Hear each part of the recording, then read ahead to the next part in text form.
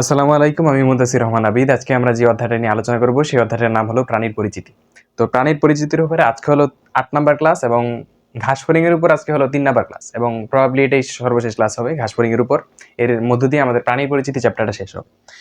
তো আমি চ্যাপ্টারটা সাজিয়েছিলাম প্রথমত আমরা পড়েছিলাম রূপান্তর বা ওই অংশটা, এর পরবর্তীতে শ্বসনতন্ত্র, তারপরে রক্ত সংবহনতন্ত্র, এই বিষয়গুলো পড়লাম। আর সর্বশেষ এখন যে বিষয়টা পড়বো সেটা হলো বাহ্যিক গঠন সম্পর্কে। তো ইন্টেনশনালি আসলে আমি এই বিষয়টাকে একটু লাস্টের দিকে রাখলাম, কারণ হলো এই অংশটার মধ্যে একটু মানে নতুন কিওয়ার্ডস একটু বেশি, তো যার কারণে এই এই অংশটা পড়তে একটু কঠিন হয়, যার কারণে এখন এই অংশটা একটু লাস্টের দিকে রাখছি। তো শুরু করবো এখন। যে বিষয়টা সেটা হলো ঘাসফড়িং এর স্বাভাবিক পরিচিতি সম্পর্কে। ঠিক আছে, প্রথম সাধারণ পরিচিতিটা আমরা একটু দেখি। দেখো, প্রথম কথা হলো ঘাসফড়িং। এই যে যেটা দেখতে পাচ্ছ, ধরে নাও যে এটাই ঘাসফড়িং। হ্যাঁ, চাইলে আমি আর একটু সুন্দর করে রাখতে পারতাম, এইভাবে আঁকলাম। তো মোটামুটি বুঝে নিবে যে এটাই ঘাসফড়িং। ধরো, তো ঘাসফড়িং এর প্রসঙ্গে প্রথমত জানতে হবে যে বিষয়টা, যে ঘাসফড়িং কিন্তু একটা তৃণভোজী প্রাণী। ঠিক আছে, তৃণভোজী প্রাণী, বা এটাকে বলা হয় ইংরেজিতে হার্বিভোরাস।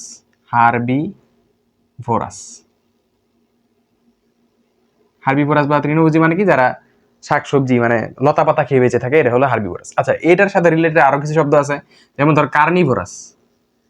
কার্নিভোরাস মানে কি? কার্নিভোরাস মানে হলো মাংসাশী প্রাণী। ঠিক আছে, মাংসাশী অর্থাৎ মাংস খায়।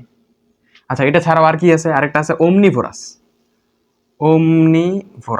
ওমনিভোরাস মানে হলো সর্বভুক, যা দেও তাই খায়, মাংসও খায় আবার তৃণও খায়। তার মানে কি, ওমনিভোরাস মানে কি সর্বভুক। তাহলে এই বিষয়গুলো একটু মনে রাখবা। আচ্ছা, তাহলে ঘাসফড়িং কোনটা এর মধ্যে? তৃণভোজী বা হার্বিভোরাস। কার্নিভোরাস যেমন এক্সাম্পল হতে পারে হাইড্রা একটা মাংসাশী প্রাণী। আর অমনিভোরাস যেমন মানুষ কিন্তু ঘাসপালা যা আছে, ঘাস পাতালতা এইসব খায়, আবার তোমার এট দ্য সেম টাইম মাংস খেতে পারে। তাহলে মানুষ হলো কিরকম? অমনিভোরাস বা সর্বভূক। আচ্ছা, এবার আমি আরেকটা কয়েকটা বিষয় একটু বলি। দেখো, ঘাসফড়িং, বিশ্বব্যাপী ঘাসফড়িং এর প্রজাতির সংখ্যা হলো 20,000। কতটি? 20,000টি। আর বাংলাদেশে ঘাসফড়িং এর প্রজাতি পাওয়া যায় কয়টা? 20টি। এই বিষয়টা একটু মনে রাখবা। এখন ধরো ঘাসফড়িং কি করলো, একটা তোমার প্রতিকূল পরিবেশে ধরো আটকা পড়ে গেল। তো ধরো এরকম ঘাসফড়িং ছিল, ধরো এটাই ঘাসফড়িং, এটা ধরো ঘাসফড়িং। এখন ধরো এখানে আগুন লেগে গেল বা একটা প্রতিকূল পরিবেশ সৃষ্টি হলো, তখন কি হবে? এই ঘাসফড়িংটা এখান থেকে লাফ দিবে, দিয়ে অনেক দূরে চলে যাবে। কতটুকু পর্যন্ত যেতে পারে? মনে রাখবা, প্রায় 15 কিলোমিটার পর্যন্ত পরিযায়ী হতে পারে। পরিযায়ী হওয়া বা মাইগ্রেশন হতে পারে। এর মধ্যে মাইগ্রেশন মানে কি, এক জায়গা থেকে আরেক জায়গায় স্থানান্তরিত হওয়া। মানে বিপদ সংকুল পরিবেশে ঘাসফড়িং চাইলে প্রায় 15 কিলোমিটার মাইগ্রেশন করতে পারে, অর্থাৎ এক জায়গা থেকে আরেক জায়গায় যেতে পারে বিপদ পড়লে। আচ্ছা, তাহলে এই বিষয়টা একটু বুঝলাম। এবার আরেকটা বিষয় মনে রাখবা, ঘাসফড়িং যেই প্রাণীটা আছে, এর যে দেহখণ্ড, এখানে স্ক্লেরাইট নামক একটা আবরণ পাওয়া যায়। ঠিক আছে, কি বললাম? স্ক্লেরাইটের আবরণ। স্ক্লেরাইট, এই স্ক্লেরাইটের যে আবরণগুলো আছে, এরা পরস্পরের সাথে, ধরো একটা ঘাসফড়িং এর একটা খণ্ডের মধ্যে একটা স্ক্লেরাইট আছে, এর পাশের খণ্ডের মধ্যে ধরো আরেকটা স্ক্লেরাইট আছে, পরপর দুইটা স্ক্লেরাইট যেই সন্ধির মাধ্যমে যুক্ত থাকে, সেটার নাম হলো সূচার সন্ধি। ঠিক আছে, সূচার, ইংরেজিতে লেখা হয় এইভাবে, SATURE। সূচার সন্ধির মাধ্যমে একটা অংশের সাথে আরেকটা অংশ যুক্ত থাকে। তাহলে এই বিষয়টা বুঝলা। এবার আরেকটা বিষয় একটু বলি। দেখো, ঘাসফড়িং এর দেহ 3টা অংশে বিভক্ত। কয়টা অংশে বিভক্ত? আচ্ছা, থাকে এগুলা 3টা অংশে বিভক্ত। এই প্রথম যে অংশ, সেটাকে বলা হয় মস্তক। এই যে দেখো, এই অংশটা হলো মস্তক। এরপরে বাকি অংশ যেটা, এটার নাম হলো বক্ষ। তাহলে এটা লিখে দেখি, বক্ষ। আর লাস্টে থাকে কি? এটা হলো উদর থাকে, উদর বা অ্যাবডোমেন বলতে পারো। তাহলে এই 3টা অংশ নিয়ে আমার ঘাসফড়িংটা গঠিত হয়। এবার ঘাসফড়িং এর শ্রেণীবিন্যাস সম্পর্কে একটু দেখা দরকার, যে এটা কোন পর্বের মধ্যে পড়ছে, কোন শ্রেণী, কোন গোত্র, কোন গণ প্রজাতি, এই বিষয়গুলো একটু দেখি। দেখো, আমি এটা একটু মুছে দিয়ে দেখো এই বিষয়টা দেখায় যে ঘাসফড়িং এর পর্বের নাম কি? পর্বের নাম হলো আর্থ্রোপোডা। ঠিক আছে, ঘাসফড়িং এর পর্বের নাম কি? আর্থ্রোপোডা। তারপরে যদি বলি এটা ছাড়া আর কি কি আছে, একটু সবগুলো একবারে লিখে দিই। দেখো, প্রথমে আছে কি? পর্ব। তারপরে আছে কি? শ্রেণী। তারপরে বর্গ, গোত্র, গণ, প্রজাতি। বর্গ, গোত্র, গণ, আর কি? প্রজাতি। এই যে প্রজাতি। দেখো, এর মধ্যে প্রথমত পর্বের নাম কি? পর্বের নাম হলো আর্থ্রোপোডা। ঠিক আছে, আর্থ্রোপোডা। আচ্ছা, এরপরে শ্রেণীর নাম কি? ইনসেক্টা, এটা মনে রাখবা, ইনসেক্টা। তারপরে বর্গের নাম কি? বর্গের নাম হলো অর্থোপটেরা, অর্থোপটেরা, অর্থোপটেরা। এরপরে তোমার গোত্রের নাম কি? এটা মনে রাখবা, পির্গোমরফিডা, পির্গোমরফিডা।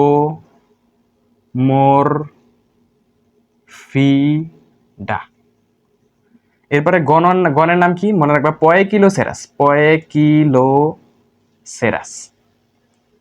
আর প্রজাতির নাম কি?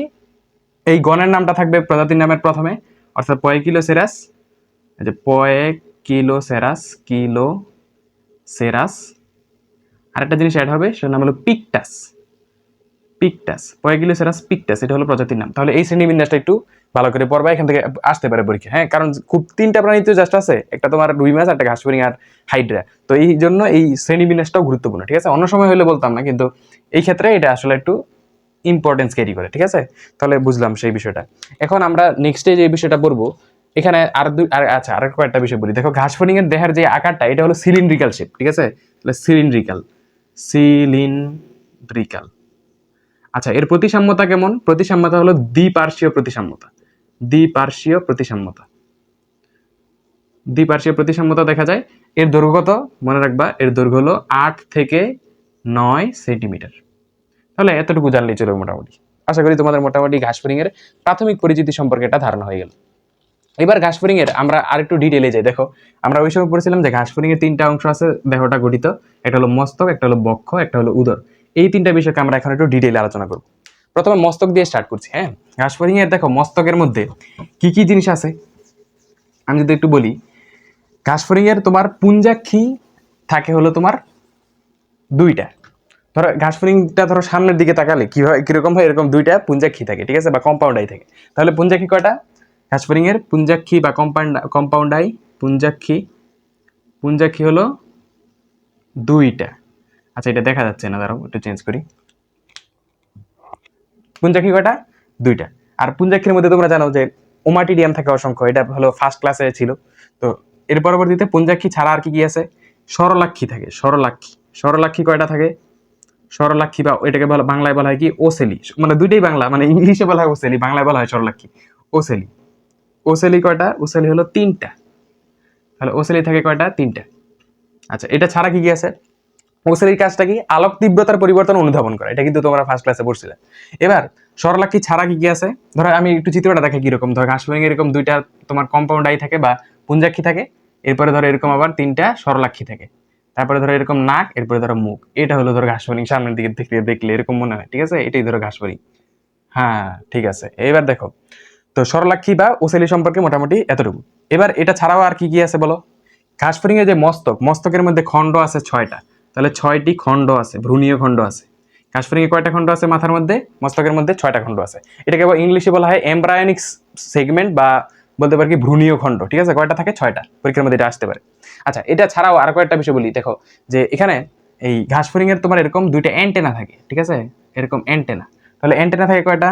অ্যান্টেনা, অ্যান্টেনা থাকে এক জোড়া। অ্যান্টেনা এক জোড়া থাকে, এক জোড়া অ্যান্টেনা থাকে, মানে দুইটি অ্যান্টেনা থাকে। হ্যাঁ, তো অ্যান্টেনার মধ্যে তোমার এই যে এই বড় বড় অ্যান্টেনা দুইটা দেখতে পাচ্ছ না, এই অ্যান্টেনার মধ্যে তিনটা পার্ট থাকে, একটু বলি আমি নাম কি কি। একটা নাম হলো স্কেপ, স্কেপ। এটা ছাড়া কি আছে? Pedicel, pedicel, pedicel. আরেকটা জিনিস আছে, এটার নাম হলো ফ্লাজেলাম, ঠিক আছে? নাম কি? ফ্লাজেলাম, ফ্লাজেলাম, ফ্লাজেলাম। এই তিনটা অংশ নিয়ে আমার ঘাস ফড়িং এর এই কি বলে তোমার কি যেন অ্যান্টেনা গঠিত হয়, স্কেপ, ফ্লাজেলাম আর পেডিসেল। এর মধ্যে ফ্লাজেলাম যেটা, এই ফ্লাজেলামের আবার তোমার 20 থেকে 25টা খণ্ড থাকে। এই বিষয়টা একটু মনে রাখবা, 20 থেকে 25টা খণ্ড থাকে কোথায়? ফ্লাজেলামে। তাহলে মোটামুটি তোমাদের এখানে একটা ধারণা হলো। আচ্ছা, এরপরে অ্যান্টেনা ছাড়া আরেকটা বিষয় পড়ো। দেখো এখানে দেখতে পাচ্ছ না কিছু মুখপাঙ্গ আছে, দেখবা ঘাস ফড়িং এর মধ্যে এরকম তোমার কিছু মুখপাঙ্গ থাকে, ঠিক আছে? মুখপাঙ্গ দেখো, তাহলে এই যে মুখপাঙ্গ, তাহলে মুখপাঙ্গের সংখ্যা কয়টা? এই যে দেখো মুখপাঙ্গ, মুখপাঙ্গ মনে রাখবা 7টা থাকে। মুখপাঙ্গ কয়টি? 7টি, 7টি মুখপাঙ্গ থাকে। আচ্ছা, 7টা মুখপাঙ্গর ব্যাপারে জানলাম। এবার একটু বলি তোমাদের বিষয়গুলো যে মুখপাঙ্গগুলোর নাম কি কি। মুখপাঙ্গগুলোর নাম হলো তোমার এই যে আছে কি এখানে, এখানে আছে তোমার ল্যাব্রাম, ল্যাব্রাম, এরপর আছে কি ল্যাবিয়াম, ল্যাবিয়াম। এই নামগুলো শোনার সাথে সাথে অনেকে আছে তোমার এখন দেখবা যে পালাই গেছে, ঠিক আছে। ল্যাবিয়াম, এরপরে কি মেক্সিলা মেন্ডিবল, এই নামগুলোর সাথে একটু পরিচিত হওয়ার কথা, মেক্সিলা আর মেন্ডিবলের বিষয়টা। মেক্সিলা, এরপরে কি আছে কমা দিয়ে লিখি মেন্ডিবল, মেন্ডিবল। আর আছে তোমার আরেকটা আছে সেটার নাম হলো তোমার কি ল্যাব্রাম, লেবিয়াম। আরেকটা আছে তোমার হাইপোফেরিংস, ঠিক আছে, হাইপোফেরিংস, হাইপোফেরিংস, হাইপোফেরিংস। এই অংশগুলো নিয়ে আমার ঘাসফড়িং এর তোমার মুখপাঙ্গ গঠিত হয়, ঠিক আছে। আচ্ছা আমি একটু দেখি ভিডিওর মধ্যে এই অংশটাকে দেখা যায় কিনা। দেখা যায় নাকি? ইয়েস, ঠিক আছে, দেখা যায়, হ্যাঁ। তো হলো মোটামুটি ঘাসফড়িং এর তোমার এইগুলো হলো মুখপাঙ্গের অংশ। এবার মুখপাঙ্গের মধ্যে এতটুকু তো বুঝলাম। এটা ছাড়া একটা বিষয় বলি যে ঘাসফড়িং এর যেই তোমার এই মস্তকটা, মস্তকের মধ্যে আরো কিছু খণ্ড আছে বা কিছু অংশ আছে। আমি সেই অংশগুলোর নাম একটু এখানে লিখে দিই, এটা মনে রাখবা। নামগুলো নামগুলো একটু জটিলই, এই কারণে আমি একটু লিখে দিই। ঘাসফড়িং এর মস্তকের মধ্যে খণ্ডগুলোর নাম কি কি? এখানে আছে তোমার ভার্টেক্স, ভার্টেক্স, জেনা, জেনা, এরপরে কি ফ্রন্স, আরেকটা আছে ক্লাইপিয়াস, ক্লাইপিয়াস, এখানে লিখে দিই ক্লাইপিয়াস। এই অংশগুলো নিয়ে ঘাসফড়িং এর তোমার মস্তকটা গঠিত হয়, এই বিষয়টা একটু মনে রাখবা। এটার ব্যাপারে আর খুব বেশি ডিটেল জানা লাগবে না, বা এটা এক্সাক্ট ভিজুয়ালাইজেশন কোন জায়গার মধ্যে ভার্টেক্স থাকে, কোন জায়গার মধ্যে জেনা থাকে, এত ডিটেল জানা দরকার নাই। মোটামুটি তোমার এতটুকু জানলেই চলবে। আচ্ছা, এতটুকু যদি তোমরা ভালোভাবে বুঝে থাকো, এখন আমি আরেক কয়েকটা বিষয় একটু বলি। দেখো যে তোমার এই ওই যে অ্যান্টেনা পড়লা না এখানে, এই যে এখানে অ্যান্টেনা থাকে যে একজোড়া, অ্যান্টেনার কাজটা কি? অ্যান্টেনার কাজ, হ্যাঁ, এখান দিয়ে এই যে এখানে কাজগুলো লিখে দিই। ঘাসফড়িং এর অ্যান্টেনার কাজ কি? এটা আমি মনে রাখি ঘাস দিয়ে, ঘাস, ঘাস আছে না, গ্রাস, ওই ঘাস, এই ঘাস থেকে মনে রাখি। ঘ দিয়ে কি ঘ্রাণ, তার মানে অ্যান্টেনার কাজ কি ঘ্রাণ, ঘ্রাণ নিয়ে কাজ করে ঘাসফড়িং এর অ্যান্টেনা, মানে ঘ্রাণটা উপলব্ধি করতে পারে এই অ্যান্টেনার সাহায্যে, ওই যে এই দুইটার সাহায্যে। এরপর এটা ছাড়া দন্তাশ্বতীতে কি একটা হলো স্পর্শ আর একটা হলো শব্দ তরঙ্গ, এই দুইটাও অনুধাবন করতে পারে ঘাসফড়িং এই তোমার এই অ্যান্টেনার সাহায্যে, ঠিক আছে। তাহলে ঘাস দিয়ে কি ঘ্রাণ, স্পর্শ, শব্দ তরঙ্গ, এই তিনটা অনুধাবন করে ঘাসফড়িং তার অ্যান্টেনার সাহায্যে। এই বিষয়টা আমরা আশা করি বুঝতে পারলাম। এবার ঘাসফড়িং এর যে মস্তক, এই ঘাসফড়িং এর তোমার মস্তকের যে বহিরাবরণ, হ্যাঁ, বহিরাবরণ, এটাকে বলা হয় কি? এটাকে বলা হয় হেড ক্যাপসুল। কি বলা হয়? হেড ক্যাপসুল, ক্যাপসুল, বা বাংলায় মানে আরেকটা নাম আছে, নাম কি? এপিক্রেনিয়াম।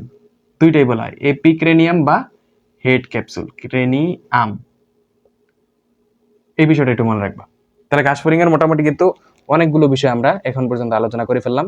এখন আমরা যদি এতটুকু ভালোভাবে বুঝে থাকি, তাহলে আমরা নেক্সট এর বিষয়টা যেটা পড়বো সেটা হলো যে ওই যে এখানে দেখো আমরা কোন জানো, এই যে এখানে, হ্যাঁ, মুখপাঙ্গ সাতটা কি কি বললাম, ল্যাব্রাম, লেবিয়াম, তারপরে তোমার মেক্সিলা মেন্ডিবল আর কি হাইপোফেরিংস। এই বিষয়গুলোকে একটু ডিটেইলে দেখবো, মানে এগুলোর কাজগুলো কি কি, যে মানে মুখপাঙ্গের মধ্যে কোন অংশটা কি কাজে হেল্প করে সেই বিষয়টা আমরা একটু দেখবো।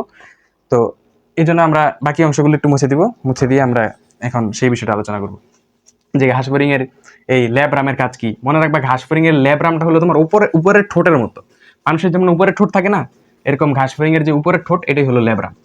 আর ঘাসফড়িং এর ল্যাব্রামের আরেকটা কাজ কি তোমার, সে হলো তোমার এটার সাহায্যে স্বাদ উপলব্ধি করতে পারে, ঠিক আছে। তাহলে স্বাদ গ্রহণ, তাহলে ল্যাব্রামের কাজ অলরেডি আমি এটা বলেই ফেললাম কি, স্বাদ গ্রহণ। আর এটা কি উপরের ঠোঁটের মতো কাজ করে, তাহলে এটা কি উপরের ঠোঁট, এটা হলো একটা উপরের ঠোঁট, উপরের ঠোঁট। আর কি প্লাস এটার আরেকটা কাজ কি তোমার বললাম, স্বাদ গ্রহণ, ল্যাব্রাম গ্রহণ। আচ্ছা তাহলে ল্যাবিয়ামটা কি হবে বুঝে যাচ্ছে। ল্যাব্রাম যদি উপরের ঠোঁট, তাহলে ল্যাবিয়াম নিশ্চয়ই নিচের ঠোঁট, তাহলে নিচের ঠোঁট, নিচের ঠোঁট। আচ্ছা এটার ব্যাপারে আর কয়েকটা বিষয় মনে রাখবা, এখানে আর কয়েকটা ইম্পর্টেন্ট ডেটা আছে, এটা একটু জাস্ট নোট ডাউন করে রাখবা যে ল্যাবিয়াম যেটা, এটা দ্বিতীয় জোড়া মেক্সিলার প্রতিনিধিত্ব করে, ঠিক আছে। তাহলে এটা কি দ্বিতীয় জোড়া মেক্সিলার প্রতিনিধি, দ্বিতীয় জোড়া মেক্সিলার প্রতিনিধি, ম্যাক্সিলার প্রতিনিধি, ম্যাক্সিলার প্রতিনিধি। আচ্ছা আরেকটা বিষয় মনে রাখবা, এই তোমার এই যে ল্যাবিয়াম না, ল্যাবিয়ামে অবস্থিত একটা জিনিস আছে, নাম হলো ল্যাবিয়াল পাল্প। এই ল্যাবিয়াল পাল্পের সাহায্যে ঘাস ফড়িং তার খাদ্য কোনটা তার জন্য উপযুক্ত সেই বিষয়টা সে নির্বাচন করে। তাহলে ল্যাবিয়াল পাল্পের সাহায্যে, ল্যাবিয়ামে অবস্থিত ল্যাবিয়াল পাল্পের সাহায্যে ঘাস ফড়িং তার খাদ্যের উপযুক্ততা যাচাই করে, যে কোন খাবারটা আমার জন্য উপযোগী, কোন খাবারটা খেলে আমার ভালো হবে, সেই বিষয়টা সে বুঝতে পারে। তাহলে কিসের সাহায্যে? Labial pulp. তাহলে এই বিষয়গুলো একটু মনে রাখবা ল্যাবিয়াম সম্পর্কে। ল্যাবিয়াল পাল্প পাওয়া যায় কোথায়? এই তোমার এই ইয়েতে, ল্যাবিয়ামে। তাহলে হলো ল্যাব্রাম ল্যাবিয়াম সম্পর্কে আলোচনা। এবার মেন্ডিবলের ব্যাপারে তেমন কোনো আলোচনা নাই। আচ্ছা, সংখ্যাগুলো একটু দেখো। ল্যাব্রাম যেহেতু একটা ঠোঁট, তাহলে এটার সংখ্যা এক। ল্যাবিয়াম মানে কি? এক। ল্যাবিয়াম যেহেতু নিচের ঠোঁট, তাহলে এটার সংখ্যা এক। হাইপোফ্যারিংস মানে হলো জিহ্বার মতো ধরতে পারো, তাহলে জিহ্বা কয়টা থাকে? এরকম একটা, তাহলে এর সংখ্যা হলো এক। আর হাইপোফ্যারিংস এর সাহায্যে কি করে? যেহেতু জিহ্বার মতো বললাম, এটা দিয়ে কি করে? তোমার খাদ্যবস্তু চাবানোর পরে সেটা হলো তোমার এই লালার সাথে মিশানোর কাজটা করে হলো এই হাইপোফ্যারিংস। আচ্ছা, মেন্ডিবল সম্পর্কে কিছু বলার নাই। মেন্ডিবলের জাস্ট সংখ্যা মনে রাখবা দুইটা, ম্যাক্সিলার সংখ্যাও দুইটা। আচ্ছা, এইগুলা কি একটু দেখা যায়? আমি একটু দেখি তো। হ্যাঁ হ্যাঁ, দেখা যায় আসলে। ঠিক আছে। তো এই যে হলো মোটামুটি এই এই আলোচনা। এবার দেখো, আমি যদি একটু বলি, এখান থেকে আমরা ম্যাক্সিলাকে একটু ডিটেইলে দেখার চেষ্টা করবো। ঠিক আছে, এই অংশে আমরা এখন ম্যাক্সিলা সম্পর্কে একটু আলোচনাটা ভালোভাবে দেখবো। দেখো, এই ম্যাক্সিলার তোমার পাঁচটা অংশ আছে। আমি একটু পাঁচটা অংশের নাম একটু বলি। দেখো, ঘাসফড়িং এর যে তোমার বললাম কি, এই ম্যাক্সিলার মধ্যে তোমার এরকম পাঁচটা অংশ পাওয়া যায়। এর নামগুলা কি কি? এই ওপস, কারেন্ট চলে গেল। আচ্ছা, বাকি অংশটা আমি একটু আলো আসলে পরে করবো, তো এতটুকু আমরা এতটুকু পর্যন্ত। আচ্ছা দেখো, আমরা বাকি বিষয়টা একটু আলোচনা করি। এখন যেখানে ছিলাম সেটা হলো ম্যাক্সিলার কি কি অংশ আছে সেই বিষয়টা। তো ম্যাক্সিলাতে মেইনলি হলো তোমার পাঁচটা অংশ আছে। একটু বলি কি কি নাম। ম্যাক্সিলাতে তোমার আছে হলো তোমার কার্ডো, মনে রাখবা এইভাবে নামগুলো জাস্ট মনে রাখবা। কার্ডো, তারপর আছে কি স্টাইপস, তারপর আছে কি লেসনিয়া,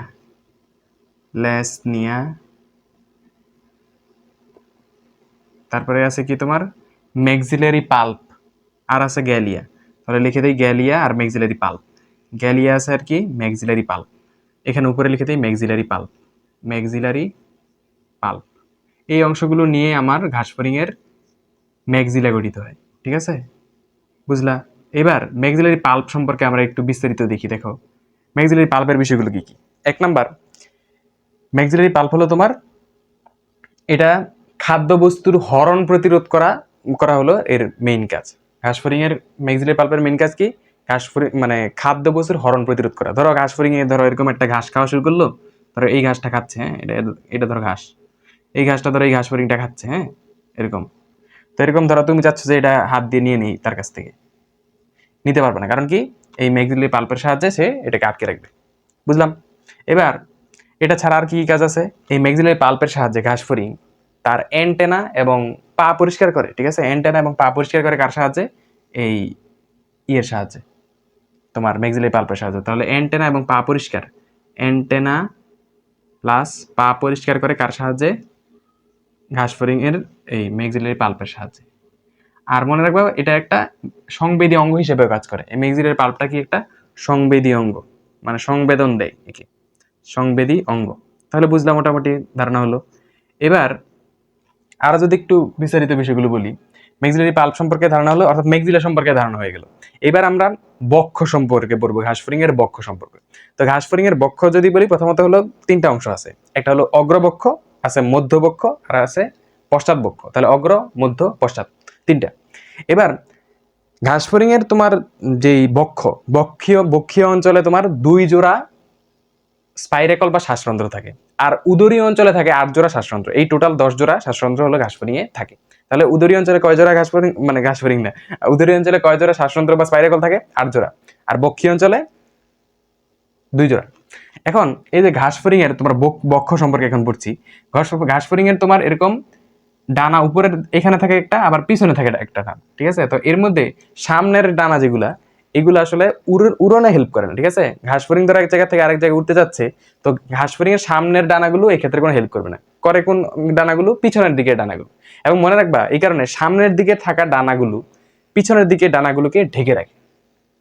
সামনের গুলোর কাজ যাচ্ছে এতটুকুই, পিছনের ডানাগুলোকে ঢেকে রাখা, সেই ডানা দিয়ে পিছনের ডানা দিয়ে ঘাস ফড়িং মেনলি এক জায়গা থেকে আরেক জায়গায় যাতায়াত করে। তাহলে বুঝলা, মানে সামনের ডানার তেমন কোনো ভূমিকা নেই। তো ঘাস ফড়িং এর সামনের ডানা যেহেতু দ্বিতীয় মানে পিছনের ডানাকে ঢেকে রাখে, এই কারণে ঘাস ফড়িং এর প্রথম মানে সামনের দিকে ডানাগুলোকে বলা হয় ডানার আবরণ বা ট্যাগমিনা বা এলিট্রা এসব নামে ডাকা হয়। ঠিক আছে, তাহলে এই যে প্রথমের এই যে ডানাগুলো সামনের দিকে ডানাগুলোকে কি বলা হয়, কয়েকটা নামে ডাকা হয় কি এলিট্রা, এলিট্রা, এরপরে কি ট্যাগমিনা, ট্যাগমিনা, আর কি আছে তোমার, আর হলো তোমার ওই যে কি যেন বললাম একটা ডানার আবরণ বলা হয়। ডানার আবরণ, ডানার আবরণ, সামনের ডানাকে ডানার আবরণ বলা হয়, আবরণ। এবার দেখো ঘাস ফড়িং এর পা সম্পর্কে একটু বলি। দেখো ঘাস ফড়িং এর পা কিন্তু তোমার বক্ষেই থাকে। এই যে দেখো ঘাস ফড়িং এর পা কয়টা মনে রাখবা, 3 জোড়া, ঠিক আছে, বা 6টি। তাহলে ঘাস ফড়িং এর পা কয়টা, পা হলো তোমার 6টি বা 3 জোড়া পা থাকে। এখন এর মধ্যে পাকে যদি ভাগ করো, ধরো এটা ধরো একটা পা ঘাস ফড়িং, ঘাস ফড়িং এর পা ধরো এখানে ধরো স্যান্ডেল দিয়ে দিলাম ঘাস ফড়িং এর পায়ের, তো এটা ধরো ঘাস ফড়িং এর পা। এই পায়ের মধ্যে তোমার 5টা অংশ থাকে। কয়টা অংশ, পা 5টা অংশ, এইভাবে মনে রাখবা। কয়টা অংশ, 5টি অংশ।